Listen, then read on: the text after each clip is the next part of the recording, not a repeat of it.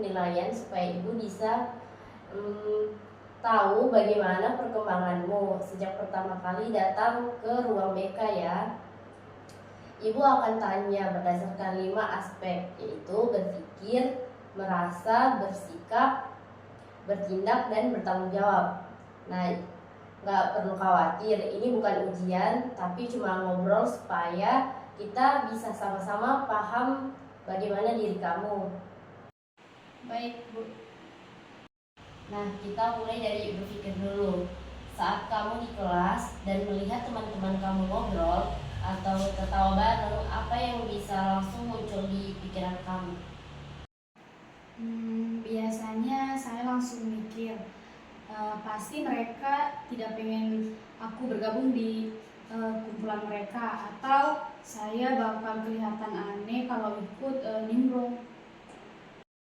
Baik, jadi pikiran pertamamu itu lebih banyak mengarah pada kemungkinan negatif ya.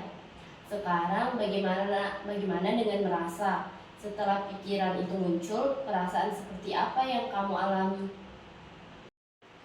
Rasanya kayak panas dingin, gugup sekali, jantung deg-degan, kadang malah tangan saya dingin.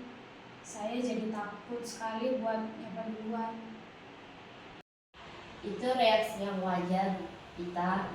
Tubuhmu sedang merespon pikiran yang menakutkan. Kalau kita bicara dari sisi bersikap, biasanya kamu bersikap seperti apa ketika itu terjadi? Saya lebih banyak diam, pura-pura sibuk, atau pasang earphone biar kelihatan kayak lagi mendengarkan musik. Padahal aslinya saya cuma bisa kelihatan kikuk, tidak kikuk. Ibu ngerti. Nah, dari sisi bertindak, apa kamu pernah mencoba hal kecil untuk mulai mendekat, misalnya menyapa atau ikut dalam percakapan mereka? Kadang saya mencoba senyum, Bu, tapi sering sekali saya batal karena saya takut tidak bisa kembali oleh mereka. Tidak apa-apa, itu sudah bentuk usaha yang bagus. Sekarang yang terakhir dari sesi bertanggung jawab terhadap diri sendiri, menurut kamu, apakah kamu sudah melakukan hal yang cukup untuk beradaptasi? Kayaknya belum, Bu. Saya masih sering menyalahkan diri sendiri. Saya pengen berubah, tapi saya belum tahu caranya bagaimana. Baik Vita, Ibu senang kamu sudah jujur. Dari penilaian ini, terlihat kamu sudah mulai menyadari pola berpikir dan perasaanmu sendiri. Dan itu langkah awal yang sangat penting dalam proses perubahan. Nah, sekarang Ibu ingin bantu kamu lewat sebuah latihan sederhana, namanya lembar refleksi. Tujuannya supaya kamu bisa menggali apa yang kamu pikirkan dan rasakan setiap kali menghadapi situasi sosial. Kayak nulis jurnal gitu ya, Bu?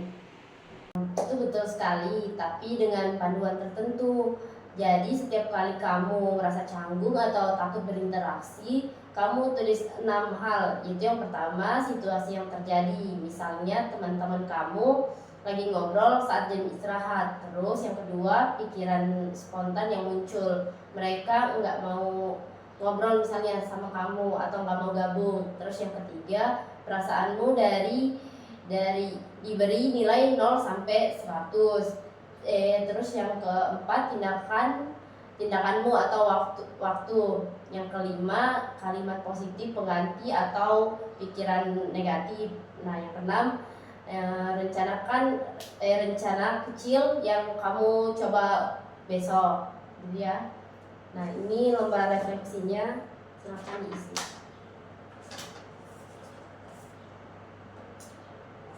Bagus, nanti minggu depan kita bahas catatan refleksi kamu. Ibu gak akan menilai salah atau benar, hanya ingin melihat proses berpikir kamu. Nah, kita 2 minggu sudah kamu isi lembar refleksi. Ibu sudah baca dan sepertinya kamu mulai banyak kemajuan ya. Sekarang coba kamu ceritakan sendiri apa perubahan yang paling kamu rasakan. Saya merasa lebih tenang, Bu. Kalau dulu saya langsung gugup aku pas mau menyapa. Sekarang saya mencoba ambil nafas dulu, terus bilang dalam hati, tidak apa-apa, coba aja dulu. Itu bagus sekali. Jadi kamu sudah mempraktekkan kalimat pengganti pikiran negatif. Terus bagaimana dengan hasilnya? Lumayan Bu, minggu kemarin saya senyum ke salah satu teman kelas, terus dia malah menyapa balik. Dari situ saya mulai mengobrol sedikit, ternyata dia orangnya baik dan asik. Luar biasa ya, itu contoh nyata perubahan perilaku kamu. Kalau ibu lihat dari observasi guru kelas, kamu mulai sering duduk bareng dan ikut diskusi. Kamu sadar nggak dengan perubahan itu? Iya Bu, saya jadi lebih berani. Awalnya saya deg-degan, tapi lama-lama biasa saja. Saya malah kaget bisa ngobrol bersama mereka tanpa banyak pikiran. Artinya kamu sudah mulai membangun rasa percaya diri sosial. Kalau ibu lihat dari aspek BMB3, pikiran dan perasaan kamu sudah mulai lebih seimbang. Sikapmu lebih terbuka, tindakanmu lebih aktif, dan kamu bertanggung jawab terhadap proses perubahanmu sendiri. Nah, ibu rasa sekarang saatnya kita mengakhiri sesi konseling ini. Tujuan umum dari konseling kita adalah membantu kamu mengembangkan kemampuan sosial dan rasa percaya diri agar dapat beradaptasi dengan teman-teman baru secara positif dan nyaman. Tujuan khusus dari konseling kita yaitu langkah-langkah kecil yang bisa kamu capai secara bertahap supaya tujuan besar kita bisa terlaksana. Misalnya begini. Yang pertama, meningkatkan keberanian untuk melalui interaksi kecil dengan teman seperti menyapa atau bertanya hal ringan. Yang kedua, membangun pola pikir positif tentang diri sendiri bahwa kamu berharga dan pantas disukai. Yang ketiga, melatih kemampuan komunikasi sosial seperti mendengarkan, memberi respon atau menunjukkan perhatian pada teman. Yang keempat, mengurangi rasa takut ditolak dengan belajar menerima diri dan memahami bahwa penolakan itu wajar. Yang kelima, menumbuhkan rasa percaya diri dengan berbagai situasi sosial di sekolah. Dan menurut ibu, penilaian ibu, kamu sudah mencapai itu dengan sangat baik. Wah, saya tidak menyangka Bu. Dulu saya datang ke sini rasanya kayak gagal banget jadi diri sendiri. Tapi sekarang saya malah lebih bisa menerima diri saya Bu.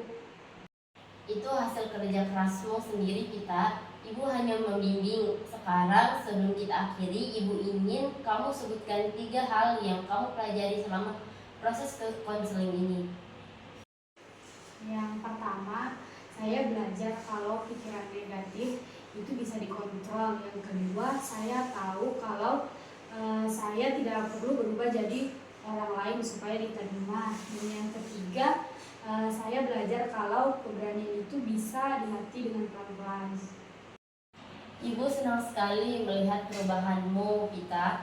Kamu sudah tumbuh jadi pribadi yang lebih kuat. Selamat ya, dan seterusnya percaya bahwa versi terbaikmu adalah dirimu sendiri. Terima kasih Bu, saya berjanji akan terus belajar dan terus latihan agar saya tidak mudah cepat menyerah. Ibu sangat suka semangat kamu, Pita. Sampai jumpa ya, ibu bangga sama kamu. Sampai jumpa Bu, terima kasih banyak.